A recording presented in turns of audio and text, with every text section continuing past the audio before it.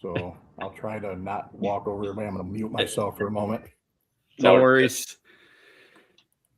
All right, we are live for our kind of stage. I'm a big Survivor fan, so I think of this as the reunion show, you know, after the finale. So we're here.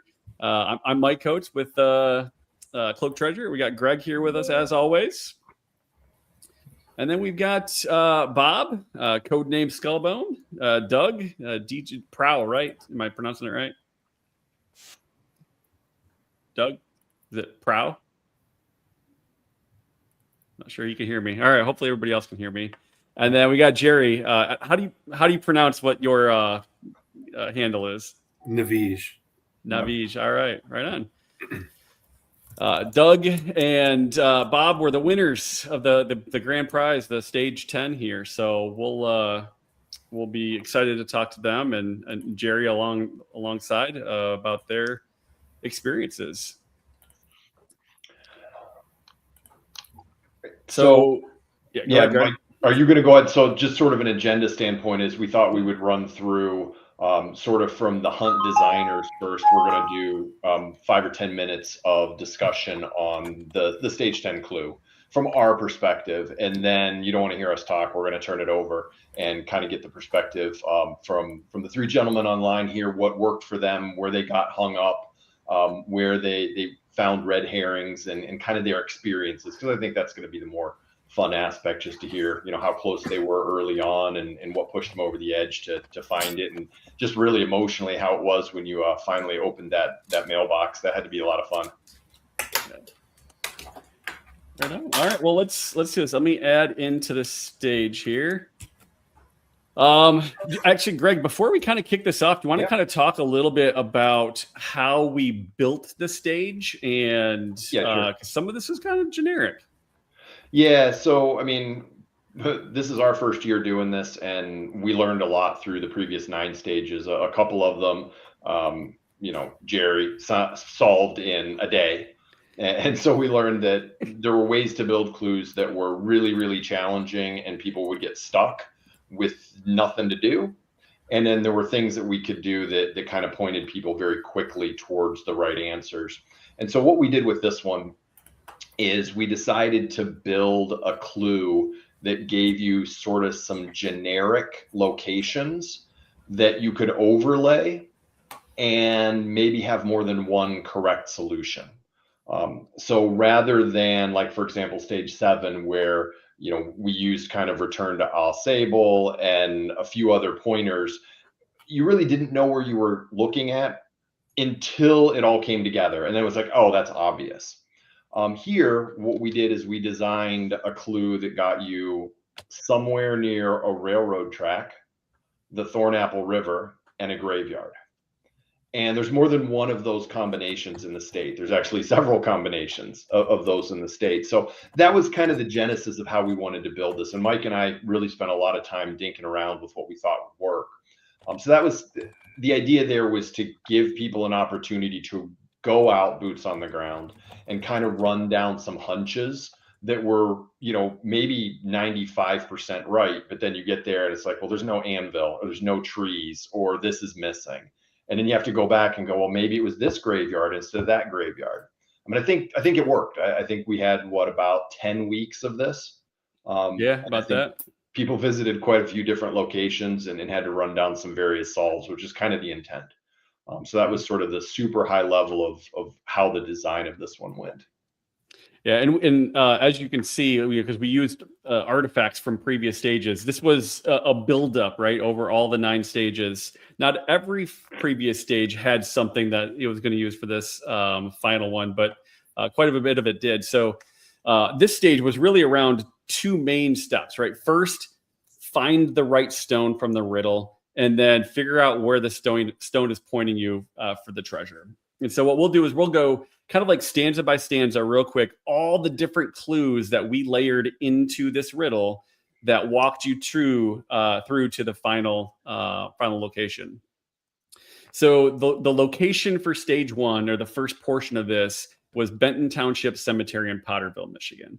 And so then the question is, how do you find it? And how do you know it's a cemetery? Because the riddle can be a little bit vague. I had a couple people ask me like, I'm not even sure what I'm looking for, and I'm thinking, then we did this well. So the realm once shaped by iron's path of disasters brought by nature's wrath, mighty thickets, Newton's prize, banks of mysteries where silence lives. And I'll take the first stanza, Greg, if you want to take the next one. So for this one, some of the hints that we layered in. If you look at the very first letter of each line, it spells T-O-M-B or tomb, right? So that was one of the hints toward this is going to be a graveyard that you're looking for. Same with the silence lies, right? Graveyards are typically silent unless there's a lot of ghosts, then there's screams. But silence, graveyard, that's kind of another reference there. Iron's Path, Potterville was kind of a thoroughfare for railroads, and Elrose Steel is actually right up the road from it. So that's kind of the reference to the railroad and steel past. Nature's Wrath, Potterville was interestingly home to one of Michigan's rare earthquakes, as well as several tornadoes. So that was kind of a hint there. And then kind of the last one, this was a Greg one. I like this. Mighty Thickets, Thorn, Newton's Prize, Apple. So Thorn Apple, and then Bank of Mysteries refers to river. So it's a Thorn Apple River, and it was just about south of the Thorn Apple River. So that was kind of all the hints layered into just stanza one. Yeah, before I jump to two, I think just again to break our talking up, we've got 3 stage winners on here, and guys that have been playing on this from day one. With that first stanza, how close did you get? And how quickly? Yeah, right. Are we talking before hints? Yeah, beforehand. Did anybody look at that and go, okay, railroad, Thornapple River, graveyard? Not immediately. I know I noticed tomb almost right away, and I started looking for other things throughout the outline or the end letters and beginning letters and the capital letters. But if you've ever taken a look at an overlaid map of disasters like tornadoes, railroads, and anything else might call a thicket based on the Michigan State College, you got endless places to look at that point. So early on, it was pretty tough, and I'll pass that off to somebody else. You're nodding his head. He's like, "Yeah, I got that." Yeah, I went over to Newton Woods, which is on the west side of the state, which is an MSU agricultural forest area, and walked through that for a while. A lot of thickets in there. No old grave sites that I could find. But yeah, did that. Looked around there. We also went to the Detroit, Michigan Central Station as well. Okay. We came across, there's actually a Newton Prize for landscape architecture from Harvard School of Architecture. And the lady that designed the landscape for the Michigan Central redo has one of those awards. And so that was a rabbit hole of it's terrain. There's kind of been some tornadoes around Detroit. There wasn't anything around Silence Lies, but that was another early visit based on that first stanza. Yeah. Okay. Jerry, anything? How close were you? Yeah, we figured out Thornapple, and so we were spending a lot of time the Thornapple Rail Trail, and the cemeteries along there. Alaska, we were into Alaska, which is just outside of Grand Rapids, right? Because the Banks of Mysteries, that cemetery in Alaska is actually on the high bank over the river. Right. So feeling pretty good about that one. Yeah, when I did the overlay, that's as soon as I found that one, okay, there's multiple graveyards. This is perfect. Yeah. This set of clues will work. Yeah. Yeah. And then the Cal Haven Trail, we spent a lot of time with that too. Okay. Yeah, old rails to trails. Yeah, the Iron's Path, we were thinking that. And there's a lot of things there, the thickets and Newton's Prize, because there's a lot of stops along that trail that were known for apples and the thickets. There's berries along there too. There's the one along that trail. There's all the interpretive signs, and the signs talk about the blueberries and the apples and all that. So we were in there for the thickets and the apples and the disasters part. There was a big fire. Yeah. Along there, it took out one of the towns Grand Junction, I think is the name of the town. Right. Learned a heck of a lot of history. Well, and if you ever get a chance to go play on the Calhaven Trail in the summer, it goes from Kalamazoo all the way out to South Haven. It's beautiful. You ride out there and spend a day at the beach. But again, that was kind of the idea, was to give you, not a definitive here it is. This was $20,000 plus, so we weren't going to just give you a pointer to it. All right, so jumping onto that second stanza. So this was, the idea there with the second stanza was really just to give you kind of the confirmation thing. So if you did have 8 or 10 different places you were trying to run down, they're all going to have trees. We're outdoors here in Michigan, so that you can interpret 100 different ways with northwest of trees entwined. But if you're at the right spot, it really starts to give you a map on the ground of where you're supposed to go, and that is lies an anvil you must find. Now, if you noticed through the rest of the poem, there are 6 capitalized letters that shouldn't be capitalized. And those actually spell Bodell, yep, which is the name that's on that particular grave marker in the cemetery. So you're looking for Bodell's anvil. And then once you reach that anvil at the graveyard, we use the term gate. And there were 2 gravestones that were maybe 6 foot tall, kind of looks like pillars. And it's an abstract way to say, hey, that's a gate.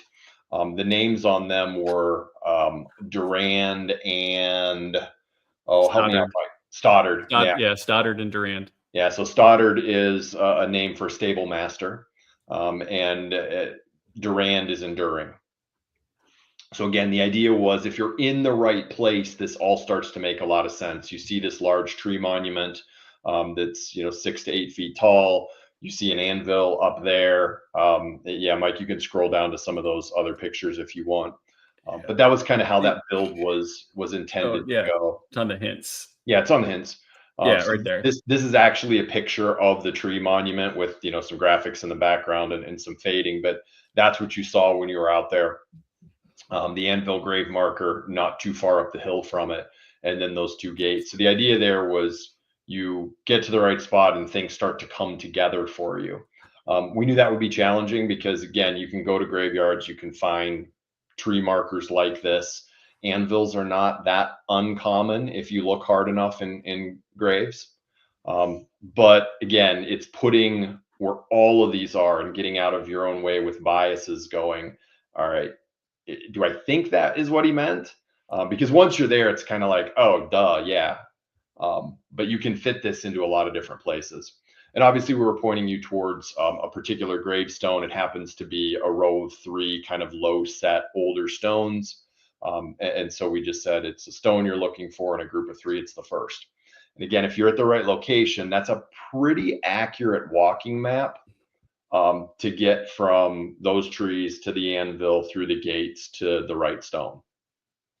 And yeah, so for you guys, when you got to this cemetery, how was it really laid out? Did you go, oh yeah, here's the trees, northwest is that way, yep, I see an anvil, let's go up there, let's walk there's Stoddard and Durand, these giant obelisk type things, let's walk through there? Was it like bang bang bang? Were you able to find it pretty quick? It was 15 below when I left my house that morning.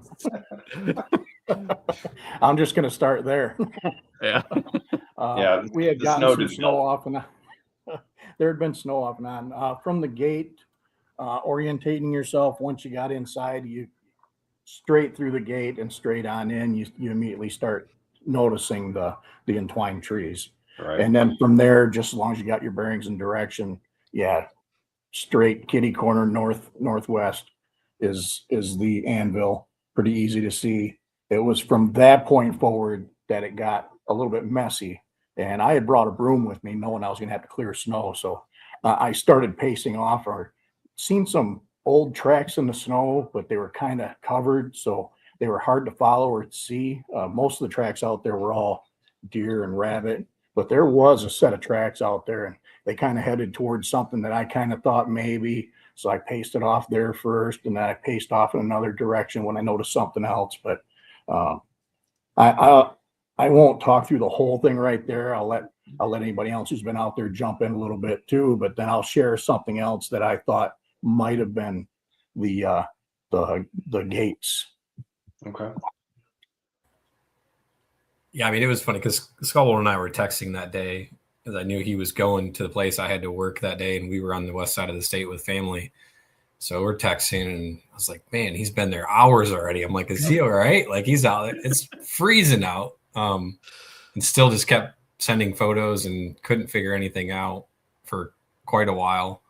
I went back up there 2 days later on our way home. I told my wife, I was like, man, Scullin was out there for 8 hours. Like, we're going to take our kids and try to stop out. At least it was warmer the day that I went. Yeah. A couple days later. But yeah, I thought same thing. Like, yeah, I took a spool of twine and I walked 20 steps, and then I essentially walked a circle from the anvil to kind of encircle what I thought was potentially the search area. Still was very difficult to get to, and we had some comments back and forth between everybody and trying to figure out what it was, and finally got to what we thought it was. But he had photos of the right stone. We just didn't narrow in on it. Yeah. I like the twine idea. That's brilliant. That had to be maddening though, because that twine probably touched 100 stones. Yeah. Yeah. My son was like right. walking around and lifting it to make sure it would lift over and I could stay with it kind of taut as I walked around. But yeah, and I will say, go ahead. Sorry. I cleared off all the snow though. I like an teamwork. And Jerry, like an Olympic curler out there. Did you get out there also? Did you send us a string photo as well, or was that someone else? Yeah, no string photo for me. But, okay. We were there on New Year's Eve, right after the first picture of the stones. We got there. The clues underneath that about the the craft of earth being pottery and Potterville, and the piece of the helping hands being the Potterville. Right. It's their logo. Slogan, yeah. Their slogan. So we were there. We were at the stone, and then I think I'm the only person that I know of that was there when there wasn't snow, because New Year's Eve that it was snowing really hard. We were all out there with our car snow brushes clearing stones and and searching, and then it cleared up like a couple days later. It was like 50 degrees, and so I was out there the entire day, and the gates is what killed us. We were there. I was there 5-6 times, and all that time, and we never figured out the gates. Interesting. Did the titles didn't help? The Stoddard and Durand versus Stable Master and Enduring Fates? No, we had other things we ended up with. We ended up with stones at the front. So if you go 20 paces off the road through the gates of the cemetery, you end up with a stone that has the name. There's a picture on the stone. The guy's name said the Hayman, and the Hayman we thought was a stable master. The stone, the guy's wife was a teacher, and so there were there was books. The next part of the clue talks about the lesson I teach. So we thought we were on. You can find those and just pull on those threads, and it sounds really good. I mean, you're probably right. Yeah. And then we were like, okay, this can't be it. And then went back, and then I don't know if y'all found it, but behind the anvil, there's a stone for Benjamin Franklin Leinhart. And so Benjamin Franklin was the first name of Benjamin Franklin Gates and National Treasure. So they were on Gates. And so, and then behind that is Brown. And so on the clue talking about the time machine and stuff, there's Dr. Emmett Brown with the time machines. So we're like, okay, it's something with the Brown, but ultimately, even if we weren't do something with the stone, the data on it, the numbers, we were on the wrong path, because we started right on New Year's Eve, like, okay, if this is the right stone, what do we do with this information? And we weren't on the right path. So that's where I will say, when we I went to probably a dozen different cemeteries just to find like a cool aesthetic and really interesting markers that we could use for like clue content and that kind of stuff. And when I found this one, I'm like, this is the one. I told Greg like immediately, like, this is the cemetery. We got to figure out a way to make this work. And we'll get to like what that is, like the the numbers. Let's roll right into this the third sentence or the third stanza here, because kind of is where I was going anyway. Right, do it. The beginning and end hold the lesson I teach, from stone and silence, 2 digits from each. Ignore the middle, though marked between, a nothing that bridges once has been. And essentially, this one is kind of doing a bunch of things here. Number one is telling you in the beginning and end. So those are the birth date and the death date, or the year, right? We need to care about that 2 digits from each. In this case, it was the last 2 digits from each of those years. Ignoring the middle, though marked between, kind of refers to the dash, just like the a nothing that bridges what once has been. Against the dash, but really the nothing refers to a 0, right? So you take the 4-9 from the first date, 0 for the dash, and then was it 1-3 or 1? Yeah, 1-3 was the final year for the death. And so 49013 is Bangor, Michigan. So we were trying to do that with a zip code. So that's where all of those clues, or what that whole stanza refers to, is just spelling out the zip code for Bangor, Bangor, Michigan, to get you to go, okay, that's the city in which the treasure's in. But the funny thing is, Greg and I looked at almost every stone in the entire cemetery, and that is the only one we found with those 2 dates, or those 2 years. So we were getting a little nervous, because like, it has to be these 2 years or it doesn't work. And I was like, this is the perfect cemetery. And we were there for a couple hours, Greg, and we finally found one. Right. But yeah, so that I think was probably one of the more challenging pieces there. But do you have a picture of the stone, Mike, that you can throw up? I don't know if you have one easily, but it's a very, very basic grave marker. It literally says like Herbert, and then it has 1849-1913. So there's not a lot of additional information to kind of weed through, which I know helps the seekers a lot, because the more information there's available, the more rabbit holes you guys can go down. So in that sense, this was one of the easier ones if you found the right stone. And I know a couple people played around with different combinations of the digits. There was it 49019, which would have been like the last 2, the dash, and the first 2, which incidentally, if you guys want to take your little solve there, we didn't know that, but 49019 is a specific zip code, right? Yes, it is. And I actually figured out what the information was going to be and how to translate it before we found the stone by the reading of that passage. So I already had a bunch of numbers written down, ready to go. Michigan only is 48 or 49 zip codes. Right. So I already knew that if that number appeared, I know I was on the right track. So 49 ended up being one of the numbers. I already had 0 in place of the dash. And then when I looked at it, I think we had already had some things that had us thinking and looking around Kalamazoo. And just so happens, directly before and after the dash, if you look at 49019, that was the first zip code used for the Kalamazoo area back in the day.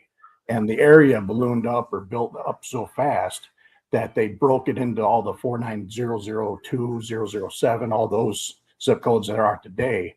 And then I'll leave it to Doug, because Doug found more localized where the 49019 is actually still in use. Right.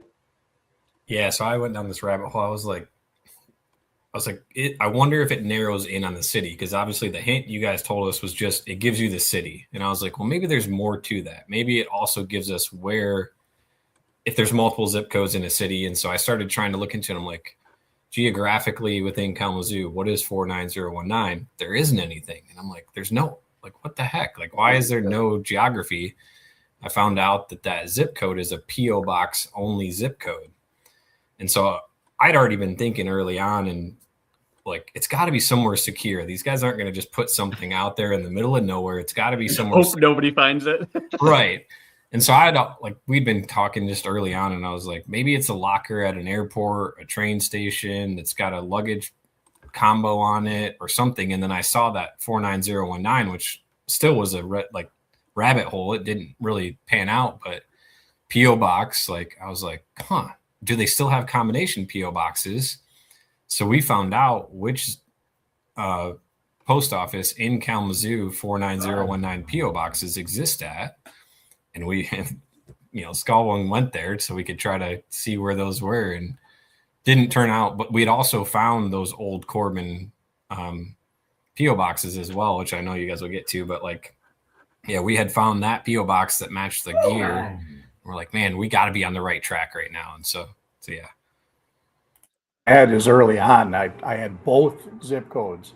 Had I done one simple extra search to extend or rule out Bangor more than just knowing that Bangor was 49013, after we had learned about the Corbin lock, we could have solved and went there then. But we were still focused on Kalamazoo, and I had gone to multiple post offices, phone calls to the 2 colleges in the area. Matter of fact, one of them returned my call finally 1 or 2 days after we had solved.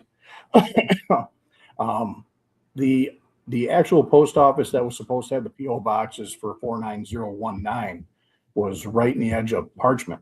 Yep. Which is where Doug was still remained focused in Kalamazoo, and I was really starting to hyper focus over towards Parchment now, because I felt like it was a progression, the next step. Because if you look at their logo for Parchment, it's literally a laid out parchment, like the Parchment map. Right. And there's a quill pen on it, like from the pub. I mean, it just made me start focusing there. I actually spoke to the historian at the library in Parchment too, and she was very helpful. Pretty nice area. But a lot of that started playing in too, as well as Old Railroad and things like that. Yeah. So there's so much stuff out there that you can start connecting and intertwining. For sure. Yeah, when we built this, I mean, the PO box was kind of our very first. We know that's where the final prize is going to be. It took me a while to find a location that had the Corbin locks. I tried to get on a Reddit thread, and I was kicked off because they're like, "You're trying to break into people's mail. We're not telling you that." And there's just all this information. I ended up going to one of the Kalamazoo ones off hours. And I ran into somebody, and she's been in the postal service for 30 years, and she made 3 phone calls right there for me, and it's like, so and so, he's been doing this for 40 years, he's been all over the place, let me ask him. We almost ended up in Marshall, Michigan, but they replaced those Corbin boxes, I think, in the last 5 to 8 years. That was the reason I looked at the colleges too. Right.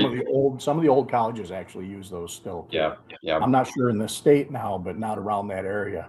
But I know in other states I came across them. Very cool. All right, so I'm sorry, cherry on top, another confirmer. So I thought, you'll never guess who Wikipedia says is the city manager of Parchment. Last name is Stoddard. No way. Coincidences in this world will definitely hurt you as far as at least it wasn't Muir, which we'll get into in a little bit. Yes, I'm still curious about that one. All right. So let's see the last one that we'll talk through. So Mike, if you want to pop back to our clue there, really the first 3 we're trying to get you to the right stone and pulling the right information out, which was the 49013. And then the last stanza was really just being cryptically referring to the rest of our artifacts. So the clues you've gathered, both old and new, form a trinity from fragments to point you through.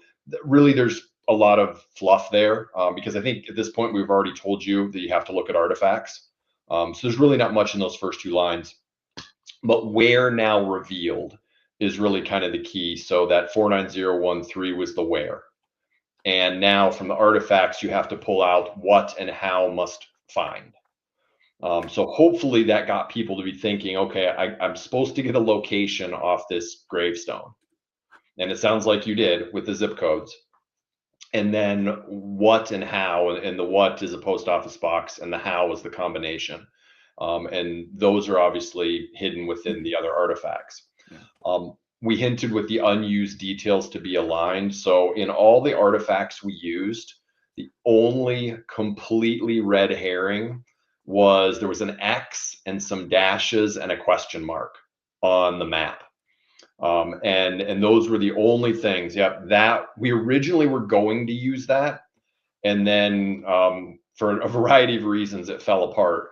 So that was the only thing that really had no bearing whatsoever on any of the stages in this hunt.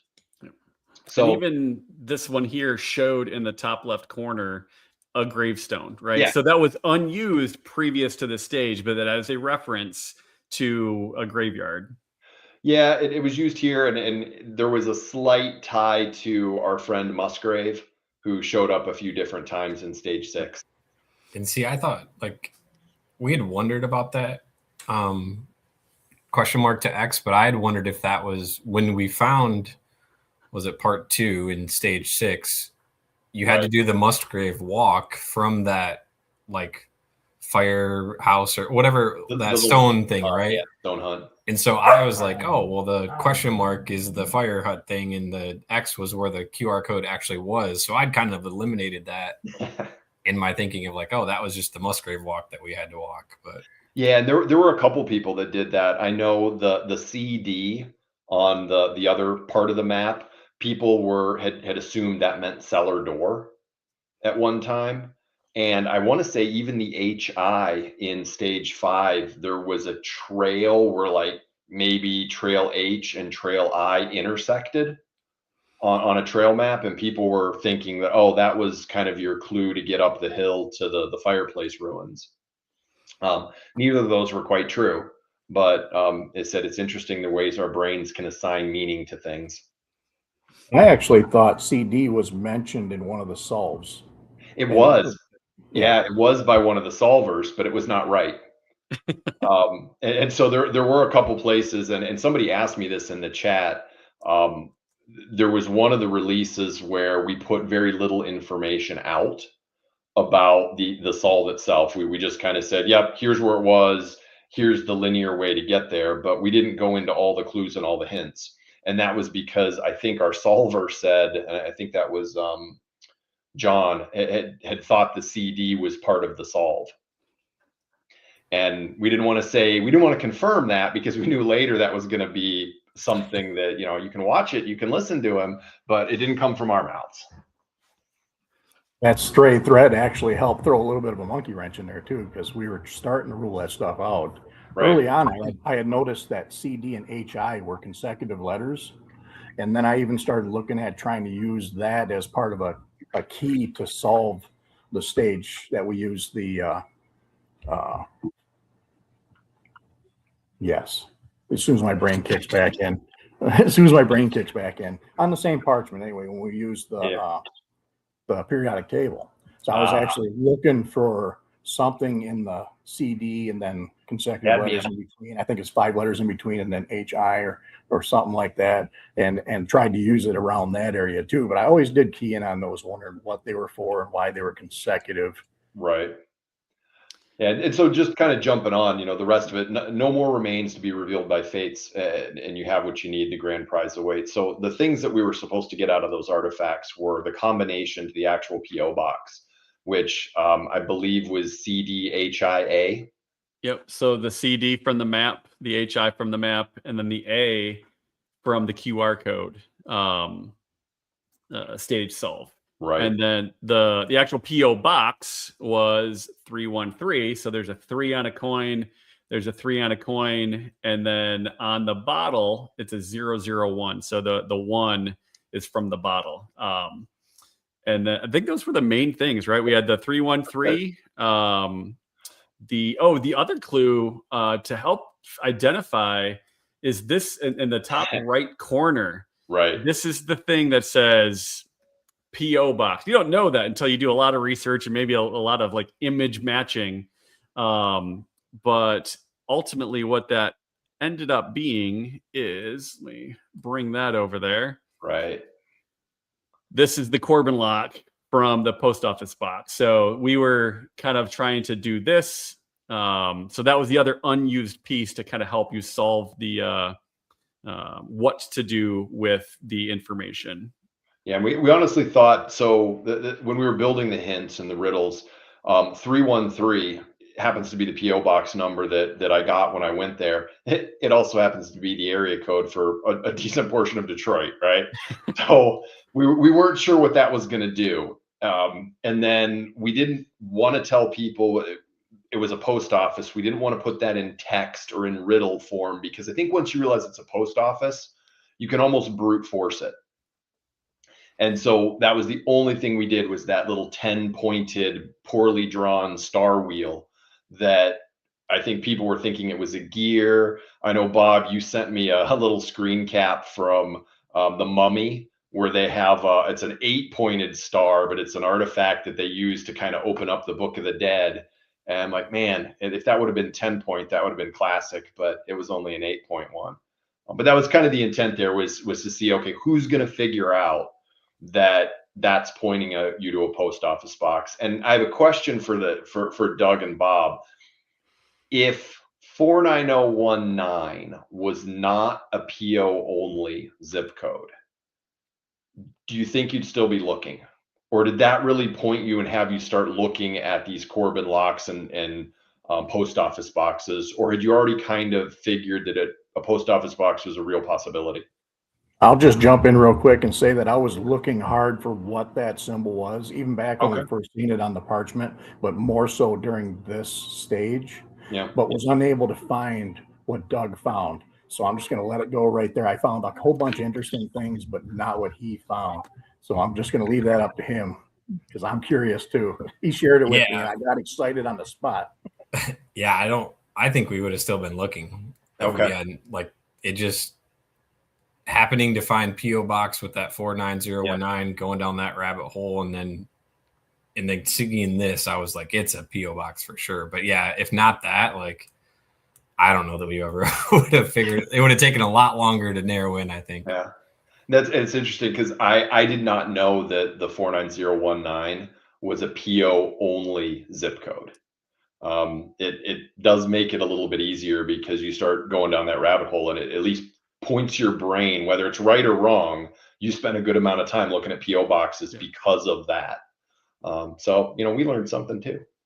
Did you know it was initially a Kalamazoo zip code? Yeah. Okay.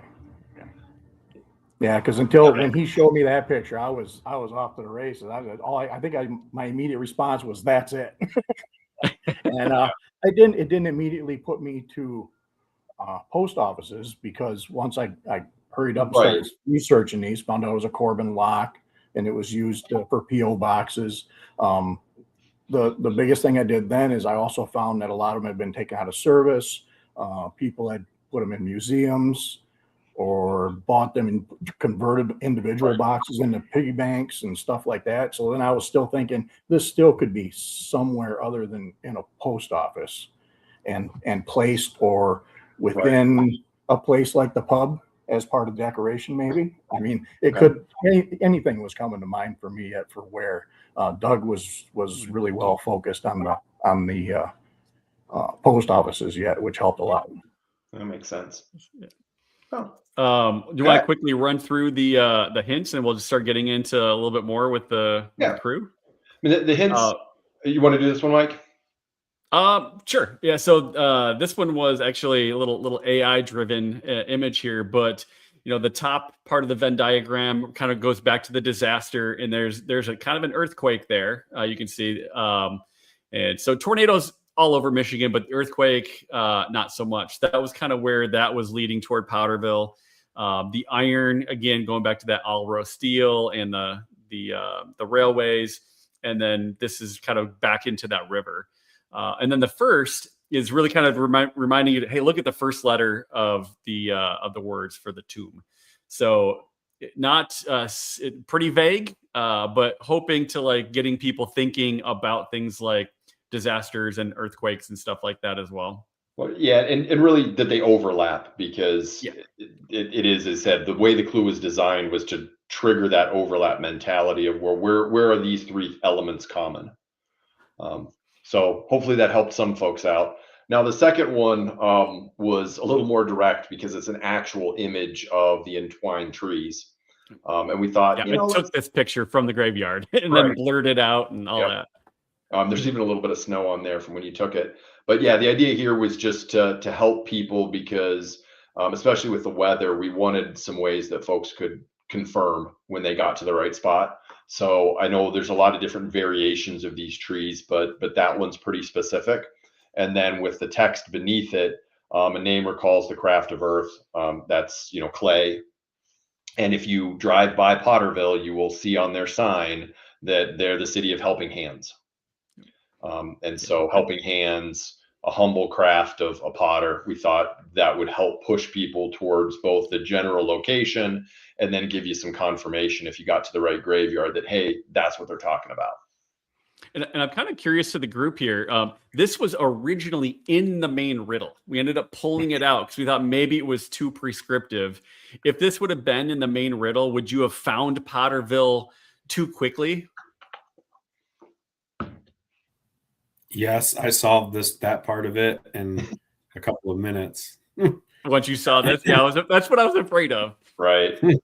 Yeah, I think the original riddle had this, and it had some weird gizzard reference, which was a dead giveaway because it was a feast for travelers, because they do have a gizzard fest that apparently is people come from all across the country. But there's a lot of cities that have feasts for travelers and food, you know, carnivals and stuff. So, but we couldn't leave that in, and it would have sounded weird.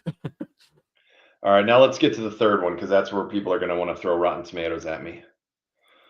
Possibly. I usually want to throw Rotten Tomatoes at you. So this one was a kind of a two-part hint. It's a little video script. We really wanted to start pulling things off the artifacts so that people could start to hone in on what was important. But we didn't tell you that. So part of this was knowledge faded, clarity revealed. We're going to take away information, and that's going to help. And we did that on one of the artifacts without really telling you. So if you went back to the artifact page, you would see something just slowly faded out and disappeared. Yeah. Now, it'll pop up here where this just sort of goes blank.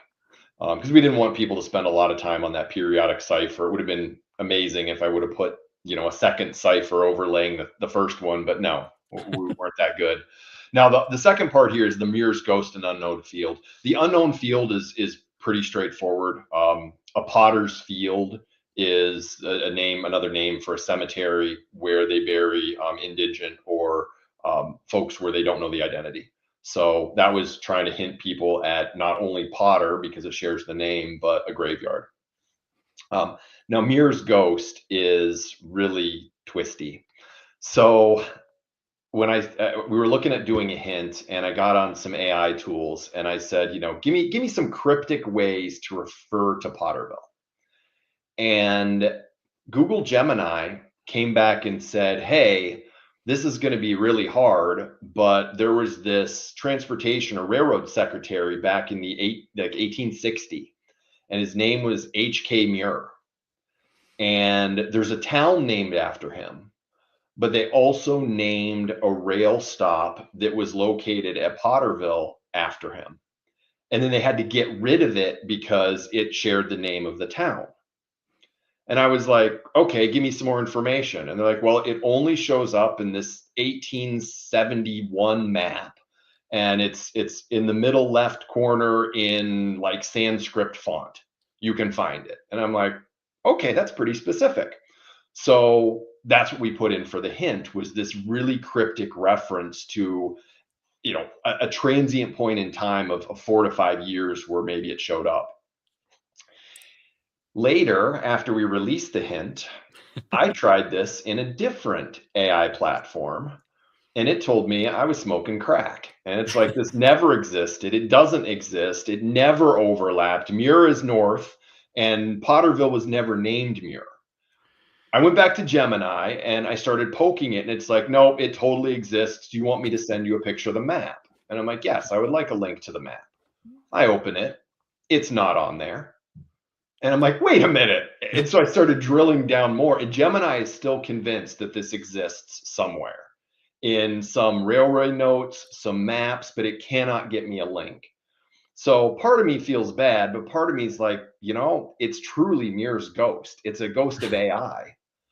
But it is really challenging. And I guess next time I'm going to use 4 different AI systems to vet themselves, because I will post the conversation I had with Gemini on this, and it is super detailed, very specific, down to like the map, the link, the font, and it is convinced that this exists, and I can't find it now in retrospect, and I should have. But that doesn't mean it doesn't exist. We just can't prove it. Proving the negative will be challenging, yes. But it is also a ghost of our AI world, and part of building these clues, we had to try to beat AI because a couple of these things were way too easy to solve the first time through with some of the tools that were out there. So that's where the Mears ghost comes from. If anybody that watches this can find an AI link that points them to this, please send it to me. As I said, I can do it on Gemini. I can't do it on Chat GPT. It's 160 years old now. So it's going to be a little challenging to find hard evidence of that. The ghost related thing that I found was pointed to the depot there in Bangor. Actually, there's really? a ghost story attached to that, but not Mears. Not Mears. I think I'm saying it right. Okay. But yeah, so I was getting close to looking for that thing that AI says exists, but nowhere close to how it would have applied or what you found. Ask AI to spell strawberry and ask it how many R's are in it. Right. And I do know that this pushed Stefan and Eureka towards the River Raisin battlefield, because there was a Muir character that has a ghost story associated with him.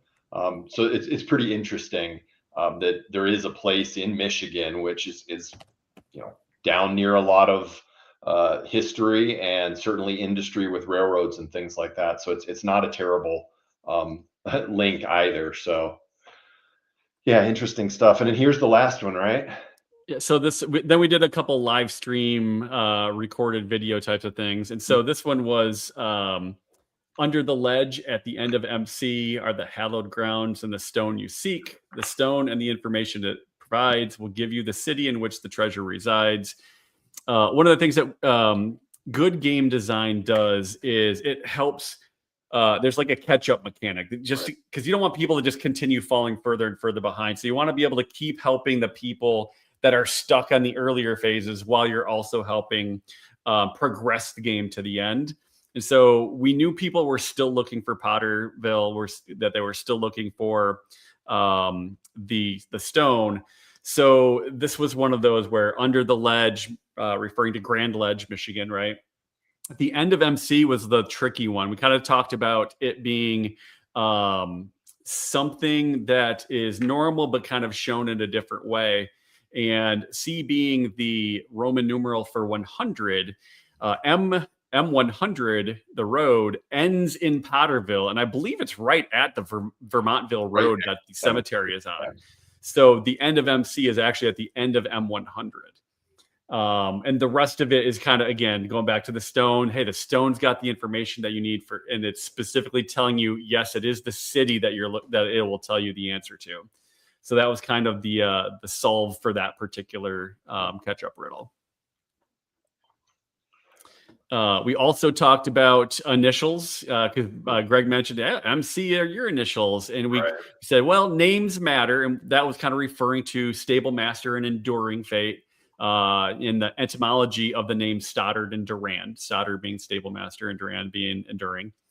And we did refer to the gates as abstract. We're not actual, gates that are in the ground. And they are just kind of more obelisk style tall grave markers of the gates.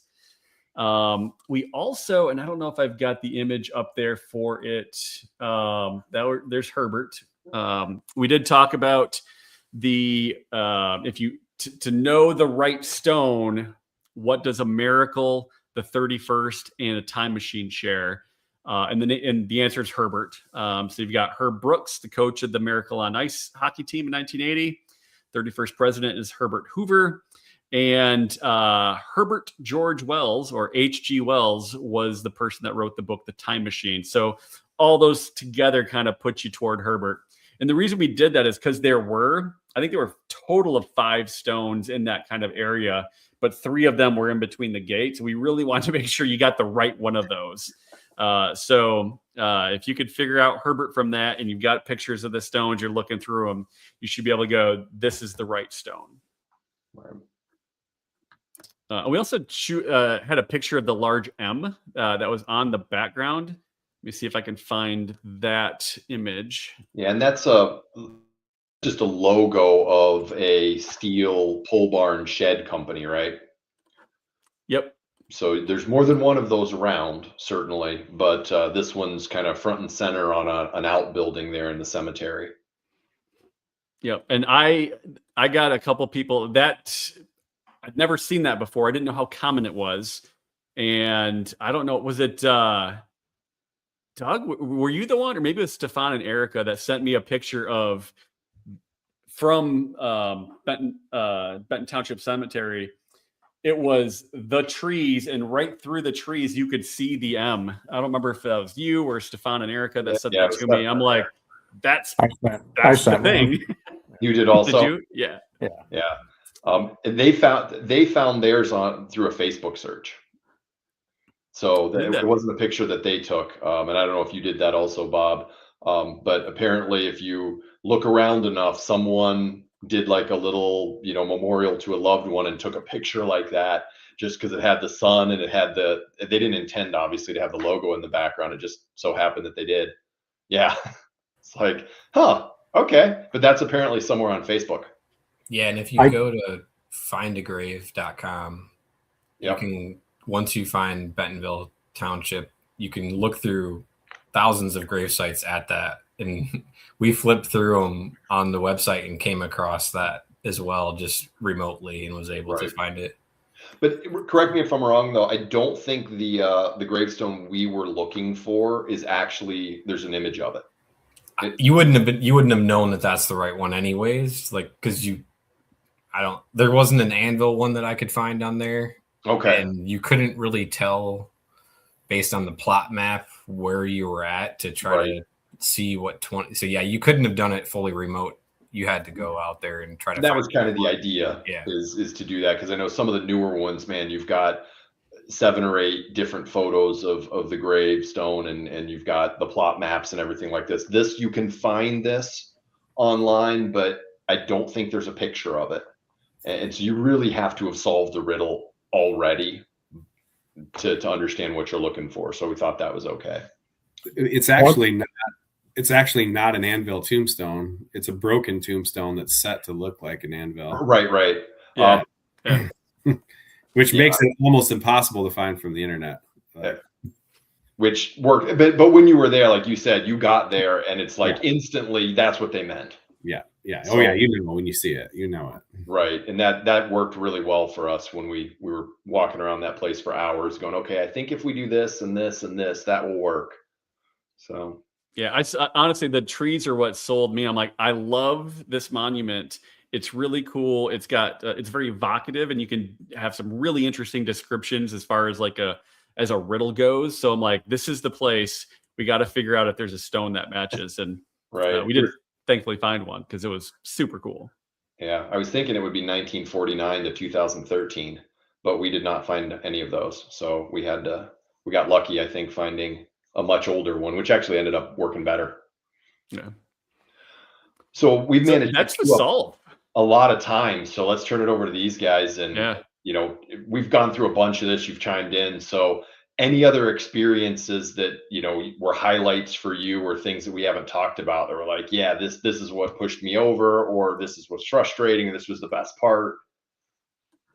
On an alternate, not really a solve because it's not the solve, but on the gates, in other words, passing the stable master and gate. One of the things I noticed when I stood at the anvil was looking forward, since I couldn't figure out, there was 2 trees with a large stone in between them that could be like a prehistoric, like a Fred Flintstone gate is what I called it. But if you turned and looked, should be due west. If you looked in that direction, there is a post with a spigot on it for watering your flowers and stuff. And I'm looking at that, and I'm through my mind, I'm going, okay, that's a gate valve on a post. So let's stretch my legs a little bit, because I'm good at that. And I'm thinking, well, is that a stable master and the gate? So I paced off in that direction, and at my feet is Jackson. The stone says Jackson on it. Now I'm starting to abandon things that I've read, and I'm thinking about numbers. Now I see a name that correlates to a city in Michigan. Yeah. So I kind of stumbled around that for a minute, thinking that I found it. And then after I stood back, I went and had lunch at Joe's Gizzards, and they are very good.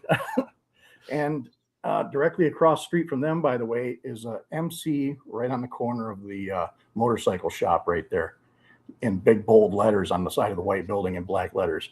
Right. So that was another little unconfirmed confirmer that it wasn't meant. but I had paced that out thinking, well, maybe this could be a stretch. This could be a gate valve on a post. The post could be considered a stable master because that's where you keep the horses. Unlike Stoddard, when you look it up, is a horse breeder or keeper of horses. It said there's things that Mike and I certainly have not thought about. So it's really interesting to hear, where people took little snippets of information. Obviously, if you've watched Golden Greed, the Forrest Fenn documentary, man, you've got very different views of people that were 100% convinced they knew where the treasure was. Yeah. All right. And they're states away from each other. And so I guess, Bob, tell me, so I'll throw a couple pictures up here. So this was the post office box, or the post office in Bangor, right? And then there you are pulling the prize out, the treasure out, with the prize there. And then I guess tell us, as I'm clicking through, tell us about like how all that happened, what you were feeling. I know you said you were trying the wrong boxes, or that you couldn't get the combo and people were looking at you. Go through like what that morning was like for you. And the thing is, it's not like they were standing right out there looking at me, because I was there early in the morning. I left my house at 2:00 in the morning to be there when their lobby opened up at 6:30. So at 6:00, I'm sitting out in my truck eating McDonald's, waiting for them to open the lobby. All I could think of is I'm gonna look over my shoulder and Stefan's gonna be right there. I'm thinking those kinds of things. So I'm sitting there nervously, and I go in there the first time, and I see him, and it's exactly what I'm looking for. I know I've seen a picture of it from online already, so I knew they were in there. And I had the numbers written down. 313, the number 1 straight off the bottle, 33, different numbers that it could be. Right. So, and the combinations. I mean, we looked at them. I had the C, D, H, I, and A written down. But then we had also talked between me and Doug. Doug was talking about the capitalized letters that you had used to spell the name on the stone. Right. But outside of that, only three of those letters corresponded to letters A through J, which could work as a combination. Right. So I also had those sets looking at them.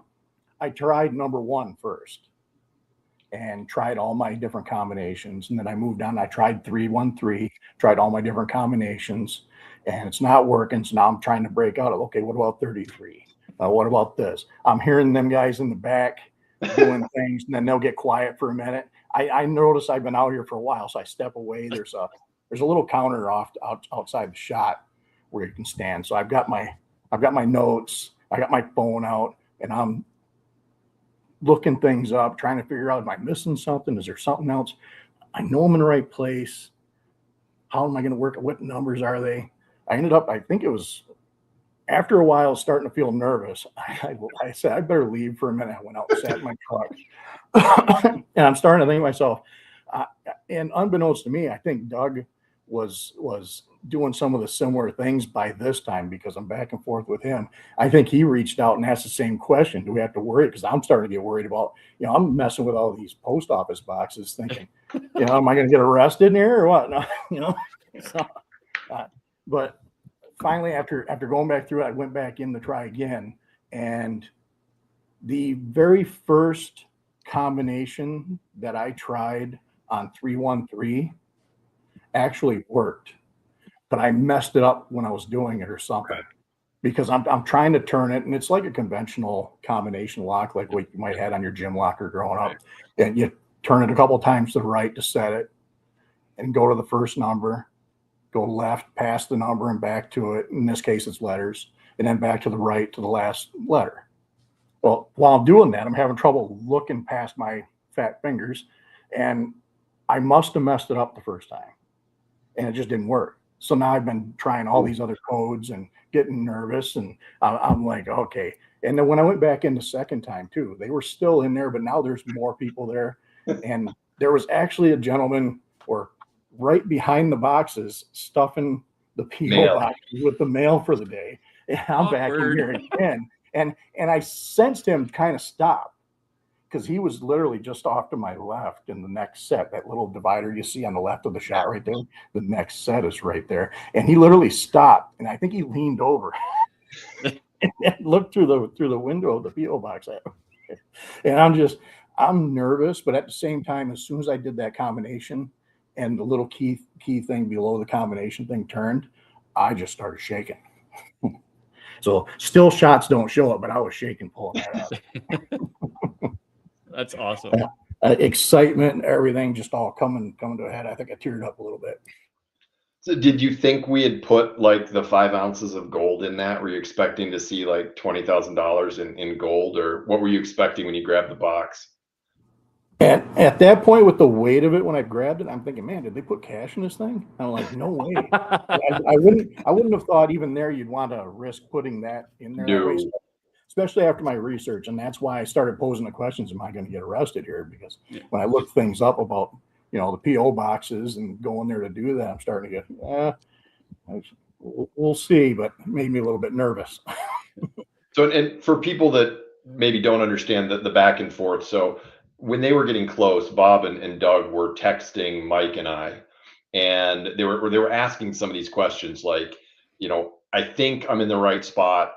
The combination isn't working. Do I have authorization to open this? And Mike and I are texting back and forth going, we don't know what they're doing. We don't know how close they are. We're not confirming or denying any of this stuff. So we're sending back cryptic replies like, well, you certainly have authorization to collect the treasure if you're looking for it.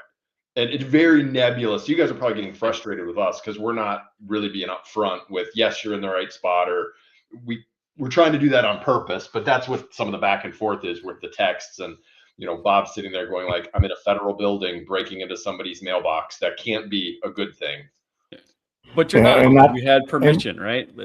Yeah, and a little correction there. I know I'm in the right spot is what I know I'm in the right We spot. don't know, right? I mean, yeah, that's the thing. I know you couldn't say yeah. And we can't confirm it anyway, because until you have that, it's like we have to be hands off and fair about what information we give to individual people. So I'm sure it was frustrating as you were dealing with us. And we're like, I can confirm nor deny anything. You send me something and I'm just like, huh? Yeah. You're like, this is the thing, or this is the thing. And I tell you guys that right even before, like, tell me what you're thinking and whatnot. But no matter what it is, I'm going to respond with a thumbs up or a thinking emoji. And all that means is, thanks for telling me. That's interesting. Good luck. Have fun.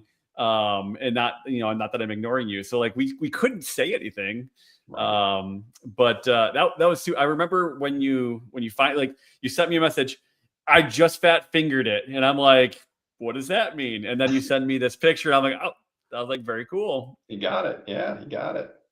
And then so and the back and forth between myself and Doug, he's suggesting numbers. I said, yep, I did that one. I did that one. We're back and forth. We're trying to figure this out. He's having the same concerns I am, because I'm like, am I going to get arrested here? That was the biggest thing on my mind. That and looking over my shoulder, especially more so when I had to go outside to what I thought to take some focus off me being in there so long messing with these boxes. I'm sitting in the truck and I'm thinking to myself, man, if I see Stefan show up and go through that door, I don't know why he was running back in so much, but for some reason I was thinking to myself, man, if we're here, we've got this, he's got to be either close or on it. That's the only thing I kept thinking too. And I think I was having flashbacks to the SD card. I think I was having flashbacks to that. I'll let Doug talk there. Yeah, we had just gotten beat out. I mean, we had been talking in other stages a little bit, not as coordinated as this one, when we were pretty much like, hey, let's work together on this one. We know it's going to be winter time. I got kids and like trying to get away at times. We're like, let's make a a plan to share what we know, and we'll see how this goes. Yeah, it was interesting because we didn't know that.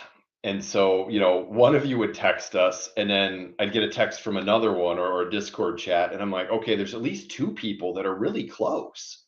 And we didn't realize you guys were working together. So we're kind of like, man, this is going to come down to the wire. These guys are both going to walk into the same post office box at the same time. And then I don't know what's going to happen. But, later we learned, and we didn't know, we still don't know how close anyone else. I mean, Jerry's been on and talking that he didn't get past necessarily the gates. I don't know how many people got to the right gravestone, to be honest. We know a few people did outside of this group, but it might have been more than that. It's really hard to gauge that because some people were very open about their solves and their progress, and other people were keeping it very close to the vest. So, Jerry, how far did you get? Like, did you end up finding the stone, or were you short of the stone? Yeah, we never found the stone. Didn't get to the right stone. Yeah. Did you have an idea of what you were like the second half? Like, once I find the stone, I think it's this, or were you like, I'm not even going to think about that until I solve the first part?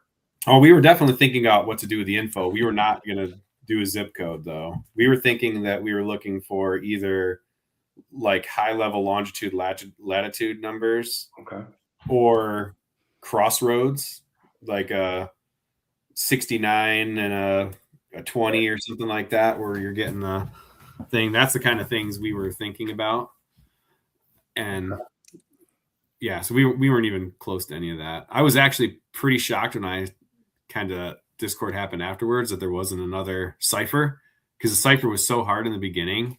I thought there was going to be a cipher. So first of all, I don't feel bad that you didn't solve it, because you knocked out 2, 3, and 4 like a champ. So congratulations on those.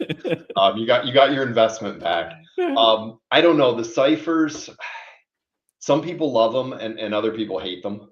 So we decided not to do yet another one of those. And we thought this was hard enough. I mean, it did take the weather kind of crimped it a little bit, I think, but we're pretty close to 8 weeks on this one, which was kind of the target time. We thought maybe 2 months ish would be about right. So we were close. If you'd like, we can make them harder next time. We can do ciphers on top of ciphers. So, well, I think some of the stuff you said there, Jerry, like I was thinking at least like lat long. That was other numbers that we had already looked up of like, hey, we're going to expect it to be that set starting with an 8-4 or 9-2 or whatever the numbers are for Michigan, essentially looking in that range. Okay. Section plot was another like set of numbers that is map plots in Michigan. We had those in mind too. So yeah, some of the same things of like when we find it, what do we do with it? But interesting. But yeah, Bob, you knew right from the start though, like it's going to be a zip code, right? You're taking numbers. Is that you kind of figured that right from the start? Yeah, when we were sure to be more focused on a cemetery, I had already been reading the third stanza, and that's what I was equating that to. The other thing I did look at for a moment was because of the fourth stanza, some of the wording there that was fluff made me think about the Trinity and in a religious way, the three stones. Yeah. And the first is the one you thirst for, the stone you thirst for.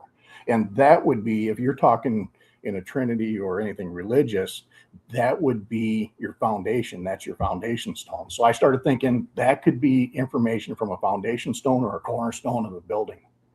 And I started thinking those thoughts. Yeah. Well, and you sent the picture of the best little marker ever on the foundation of the building, right? Yeah, that was found online only. When I come across that, I was like, I know it's not it because from where it was, but I just couldn't help. I had to share that. Yeah, it said something to the effect of, on a certain date at a certain time, absolutely nothing happened here, and that's all. That placard. That's actually right. on. Yep, that's actually at the entrance of Joe's Gizzards. Right. Yeah. I thought you were talking about the tree and anvil combined. that I found online once, but yeah, no, there's that, and I've been shocked the number of people that sent me anvil pictures of some very cool places in Michigan that I'm unaware of. So I think St. Joe had an anvil that was kind of down near the I think they've got like a little merry-go-round down by the lighthouse. I think there's an anvil down there that somebody was pretty convinced is kind of set in a bunch of stones. We had people in Grand Haven that were like, it's got to be here for a variety of reasons. So I think we definitely sent some people out exploring the state a little bit, which hopefully you had fun doing. oh, I can say for sure I did. The times I could get out there, it wasn't as often for me because of some restrictions I have as far as availability. But early on, I had started making arrangements to make sure I was going to be available for stage 10. I wasn't going to lose out on at least experiencing going out. Cool. So I made arrangements for that. I'm glad I did.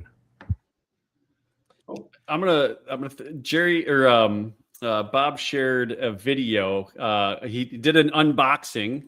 Let me find the right thing here. There we go. Add it here. And so this was, in the box and opening it for the first time. I guess I'll play it and then you can kind of talk about like what that was like, finally finding this big prize and going through it. And there we go. You took it back to your car and hadn't opened it yet.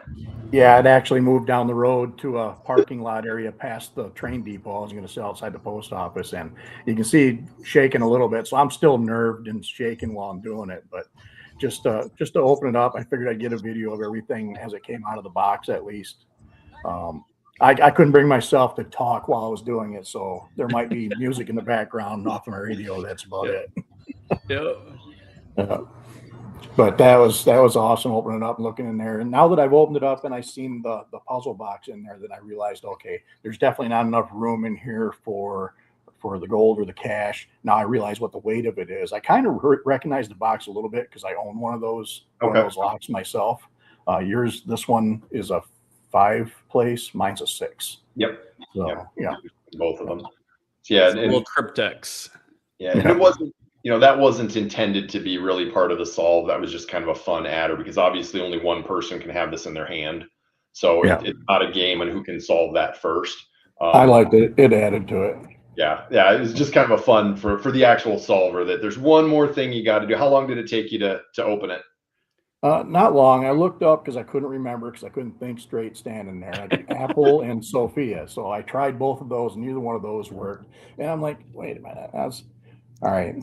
And names matter, So I thought about it for a second. I'm like, all right.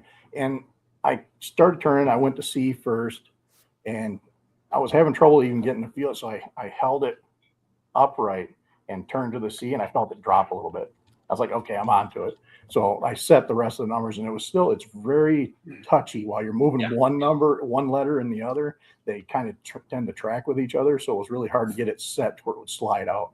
Yeah. So I finally had them all perfect in line and then was able to slide it open. And I posted some of the pictures on the Discord of certain different stages of me having it open or opening it. So. Right. And, going back to, I think it was stage 3, if you had your trusty black light and shine it on that paper, I think it has the code right there written in black light or fluorescent ink. My black light is sitting on the end table next to my recliner. Right. But we've been at it for an hour and 15 minutes. So we should probably wrap this up. For Mike and I, this has been a blast. It has not been as financially rewarding as it has been for you guys. In fact, the direct opposite. But, you learn something every time, and we've learned a lot for what we want to do next time. Some parting thoughts from you guys on the experience. Yeah, favorite rabbit hole, favorite stage. What was like the best parts of the hunt for you? Not just this stage, but like the whole 10 stage hunt. I'm long-winded, so I'll just go first and try to be short. And definitely stage 10 for me is the best one. Everything along the way, all the different stages and the different things and all the energy you guys put into it, I think we got by fold 100 times better out of it. I appreciate it. I enjoyed every step of it. I enjoyed the time that I spent in my recliner working on it, as well as being able to go out boots on the ground. I thought it was awesome. Cool.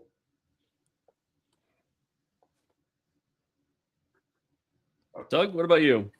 Yeah, I mean, similar. I had an awesome time. I think I had mentioned in the Discord early on, like I did some of these personally. We put on some with a friend of mine, like road rally ones back in COVID. And so as soon as I saw it, I was like, oh, this is awesome. Like I'd love to participate in something like this. So I was super excited to do it right off the bat. I think the first couple were super hard. Made it partial way in terms of the first one that was online and trying to solve the cipher, and like didn't get too far. But then I did find the Detroit Library one. I wasn't the first one. I think I was like maybe one of the second or third people to find Jerry that. was the first one. Yeah. So I got down there like a day or two later because there was still the window, and I was like, I might as well go check it out. And like, so that was really, I think that kind of spurred me to get more excited after I was like, oh, I solved one. Like I can do this now. Okay. So that was really cool to kind of kick it going. But yeah, then all summer just kind of, we took the kids out. I have a 9-year-old and a 4-year-old. And so kind of visiting different places and searching for it was a lot of it, fun adventure. So really, really enjoyed it for sure. Cool. Definitely frustrating at times. Obviously had some choice words for you guys at various times as I was looking in the woods at random places, but no, it was great. Jerry, what about you? What were your thoughts? Yeah, it was fantastic. It's it's the best $20 I've ever spent in my entire life. It was amazing right from the beginning. I was super stumped on the cipher, winning those first couple stages. Nobody knows, but we were working with John on the stage when he found the chimney. So we were in on those stages. We were so close on almost everything. Just being there, solving these things, seeing we can do it, being all over the state, an amazing experience. And then spending time with my sister, she got involved, my son, my family. We all were everywhere up at the Osable River and trekking through the cemetery on New Year's Eve, wiping snow off, which is my anniversary, by the way. So that's how I spent the morning of our anniversary was in the cemetery treasure hunting. You never thought that was going to happen, did you? Did not. It's amazing. And the thing that you realize is how much it really consumes all your thoughts. Like now that it's over, like it's such a bummer. Yeah. Because like you have free time. Yeah. Well, you used to dream about it and wake up thinking things and all that. And it's a bummer. So interestingly, I think Mike and I have had that same experience from the other side. When this kind of wrapped up, there was a little bit of sigh of relief on my end. Not in a, it's been a blast, but there's also obligation there. And I mean, some of the guilt of, man, I haven't posted anything online in a while, or, Mike and I both made an error on a stage that we built. And that was like, I'm just going to. Thanks for bringing that up, Greg. I was literally up all night. I was miserable sick. I was like, oh, jeez. I know the amount of time and effort that we put into certain stages, and then, to find out that I made an error on the periodic cipher, or Jerry goes and solves one of mine in like 8 minutes. I'm like, oh, come on. But it ended up being a fun experience. So we also learned there's a pretty big community out there, and thanks to you guys who plugged us in. We might do one of these on is what Calazar's show. He's kind of invited us to come on. We got involved a little bit with the Mystic Writings group. We've had a couple other people that run hunts reach out to us, just to compare notes on what works and what doesn't. I think we're looking at what we want to do going forward now that we've got something under our belt. So it's been an honor to have you guys participate and to see the pictures of your kids finding stuff, and the chats and the stories and the rabbit holes have been great. So really appreciate it, and glad you guys had a lot of fun. Yeah. So if we were to, I guess, we do something like this again in 2026, what kind of thing would you like us to keep in? What kind of thing would you want us to do a little bit differently? I would say keep some form of it all and try to run the course again. Thinking outside the box, if you could run a boots on the ground consecutive with armchair, you might bring in a lot more interest from outside those people, even those people within the state that are unable to get out and about or get into some of these trails and stuff. And by all means, when you get ready to start something, reach out to a bunch of us and we'll help try to spread the word too. I can't speak for everybody, but I'm speaking for myself. But we will spread the word. I've got 4 kids and 8 grandkids that I'd like to get involved in doing some of this too. It didn't work out this year to have a lot of that going on, but I've got some pitter patter to take with me. Awesome. Yeah, other than that, I mean, yeah, I think all the various clues were a lot of fun, different challenges to each of them. I think some things in the past, when I was doing the road rally ones, we would do multiple prizes in terms of like, it was all time based, right? It was like, hey, if you get to the end first, you get the prize, but then everybody can still finish. Top 5 would get something, but maybe there's a way you could have the clue indicates, 4 to 5 different locations across the state that have smaller prizes, right? We did one on a New Year's Day like that, where we planted 10 different treasures at 10 different places and put out 10 clues all at once. So it's kind of like you pick which clue you want to go after, and then you may be able to solve it, may not. And then hopefully you're the first one to get there. Yeah. And if you aren't, then you just lose out. But yeah, I mean, everything is, you never know what's going to work, perfectly, but either way, I think it was a blast. So cool. Awesome. Yeah. Erica says anything. We just want more. We loved it so much. So appreciate that, Erica. Hope you're feeling better too, by the way. Sorry, Jerry, cut you off. Go ahead. No, it's okay. I agree with the anything part. I mean, I really loved the fact that everything was kind of not the same. Like even when things seemed to be the same, it wasn't. The different types of puzzles, different places to go, different things you had to do. It wasn't the same thing over and over again. And it really just challenged the thinking and things. It was awesome. I really wish, because we were there at the Jackson thing. Yeah. I think I wish more people would have been there, because that was such a cool and nerve-wracking experience, like walking around and trying to hide like what you were looking at. What you're looking at. Because Stefan and Erica were there too. Like, I kind of want to go look at this, but I got to look around and see if they're here, and like I want to go check this out. And so yeah, that was a cool stage. That having that experience with other people there at the same time was cool. Yeah, I just want to say that.